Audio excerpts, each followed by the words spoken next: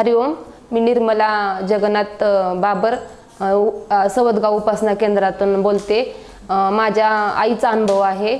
माझी आई जवळजवळ 7 वर्ष झाले बसूनच होते आणि मी बापूंच्या ह्याच्यामध्ये आले त्याला 16 वर्ष झाल्यात।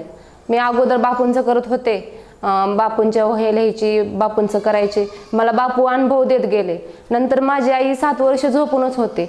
माझ्या आईला सांगितलं मी की आई तू बापूंचं कर ना। मग ती म्हणाली बापूंचं करते मी, सांग ना मला काय करायचं, मला खूप त्रास होतोय, मला चालता येत नाही, काय नाही, माझं ऑपरेशन झालंय, मी 7 वर्ष झालं झोपूनच आहे। मग तिला म्हटलं मी तू वह्या लिही बापूंची अगोदर। मग वही लिहिली तिनं, परत नंतर तिला मी उदी दिली। उदी म्हणलं पायाला चोळत जा, ऑपरेशन केलं तुझं कमरेचं, पायाला पण लावत जा, पायाचं पण ऑपरेशन केलं। मग तिला चालता येत नव्हतं, 6 महिने झाले तरी। मग तिला उदी दिली, मग वही पण लिहायला चालू केली। नंतर तिला म्हटलं मी तू गदास्तोत्र पण पठण चालू ठेव, त्याच्याबरोबर हनुमान चालीसा पठण ठेव। मग तिनं बरं ठीक मी सांगल तसं ते करत गेले।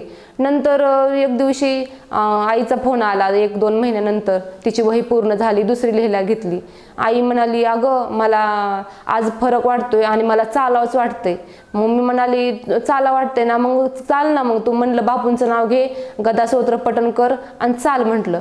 मग तिने खरंच ती त्या दिवशी उभा राहिली आणि मला फोन केला की अगं मी आज उभा राहिली आणि मला चाला वाटले म्हणून मी 2 पाऊल टाकल्यात। मी म्हटलं खरं का? मग मी म्हटलं माझ्या वहिनीकडे फोन द्या म्हटलं। मला पहिल्यांदा विश्वास वाटेना, मी बापूंच्या पाया पडले, अंबदने म्हटले आणि बापूंच्या पाया पडून वहिनीला फोन दिला आमच्या वडिलांनी आणि बोलले वडील, तर म्हणाले खरंच अगं ते आज 2-3 पाऊल चालले, मला ये म्हटले। मग मी गेले घरी बघायला, तर खरंच ते 2-3 पाऊल चालले। अगोदर पहिल्या दिवशी 2-3 पाऊल चालले, नंतर 2-4 असं करत करत ते पूर्ण घरात एका आठवड्यात पूर्ण फिरली।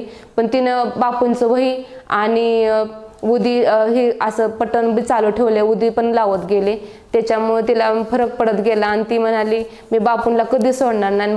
माझे आई 7 वर्षातून चालायला लागली। हे सगळ्यांना आमच्या एवढा मोठा अनुभव आला ना बापूंचं, श्रीराम अंबदने असं